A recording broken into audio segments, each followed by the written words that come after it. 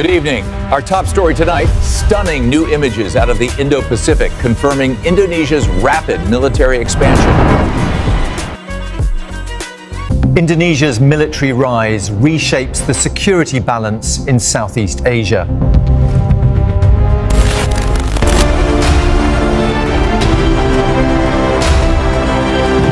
Presiden Amerika Serikat Donald Trump kembali menjadi sorotan setelah berulang kali melontarkan pujian kepada Presiden Republik Indonesia Prabowo Subianto di berbagai forum internasional. Pujian tersebut bukan hanya terjadi sekali, melainkan muncul secara konsisten dalam pertemuan global penting, mulai dari sidang internasional, World Economic Forum, WEF, di Davos, hingga forum perdamaian terkait konflik Gaza. Trump dikenal sebagai pemimpin yang jarang memberikan pujian kepada kepala negara lain tanpa alasan strategis. Oleh karena itu, sikap positif Trump terhadap Prabowo memunculkan spekulasi luas bahwa hubungan Indonesia-Amerika Serikat tengah memasuki fase baru yang lebih pragmatis dan berbasis kepentingan geopolitik. Dalam beberapa kesempatan, Trump menyebut Prabowo sebagai pemimpin yang kuat, tegas, dan memahami bagaimana menjaga kedaulatan negaranya.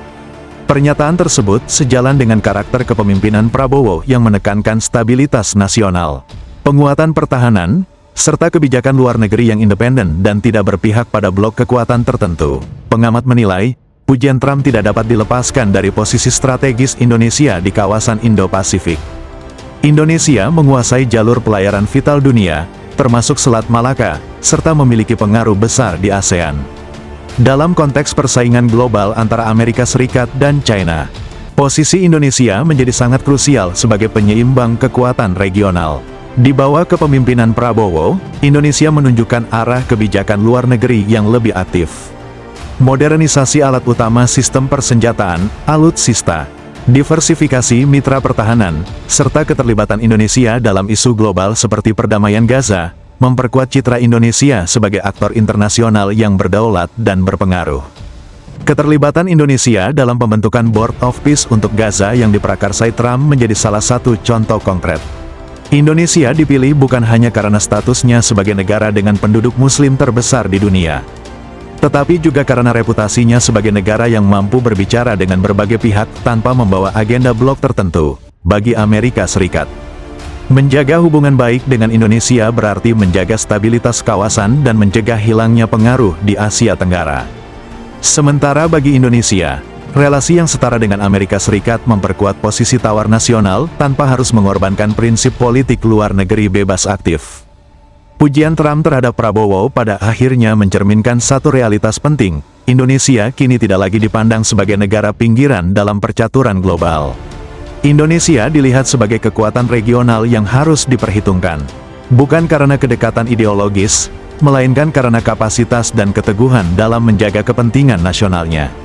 Dalam dunia internasional yang semakin keras dan penuh rivalitas, penghormatan tidak diberikan kepada negara yang sekadar mengikuti arus, tetapi kepada negara yang mampu berdiri tegak dengan arah yang jelas. Di mata Trump, Prabowo dan Indonesia tampaknya telah menunjukkan hal tersebut. Ketika seorang presiden Amerika berulang kali menyebut nama presiden Indonesia dengan nada hormat, itu bukan anomali. Itu indikator bahwa Indonesia, di bawah Prabowo Subianto, telah bergeser dari status negara yang diperhatikan menjadi negara yang harus diperhitungkan, dan bukan soal kesukaan pribadi, dan tentu bukan soal nilai-nilai, tapi soal kepentingan, dan Indonesia menguasai ruang geografis yang terlalu penting untuk diabaikan, dan menunjukkan kecenderungan politik yang terlalu mandiri untuk ditekan dengan cara lama. Bagi Washington, pujian adalah bahasa paling murah untuk menjaga akses. Bagi Jakarta, penerimaan tanpa ketundukan adalah strategi paling rasional. Tidak ada pihak yang benar-benar sentimental di sini, hanya aktor-aktor rasional yang membaca peta kekuatan. Dan bagi dunia, satu kesimpulan menjadi semakin jelas: Indonesia bukan lagi variabel pasif, tapi telah menjadi faktor. Apakah perubahan ini akan bertahan, atau hanya momen sementara, bergantung pada satu hal: seberapa konsisten Indonesia mempertahankan garisnya sendiri. Dalam politik global, sejarah selalu berpihak pada negara yang tidak ragu menentukan posisinya. Tentu saja, sebagian pihak akan menyebut pujian Trump kepada Prabowo sebagai kebetulan. Atau lebih nyaman lagi, sebagai basa-basi diplomatik, pujian ini juga bukan tanda Indonesia sedang dijinakkan. Justru sebaliknya, ia diberikan karena Indonesia semakin sulit dikendalikan dengan pendekatan lama. Dalam diplomasi global, pujian seringkali adalah bentuk paling sopan dari pengakuan keterbatasan. Amerika tidak memuji karena kagum. Amerika memuji karena menghitung.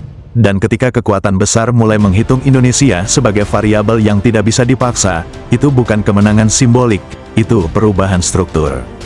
Jangan lupa like jika konten ini menambah wawasan, share agar diskusinya makin luas, dan subscribe supaya tidak ketinggalan analisis strategis berikutnya.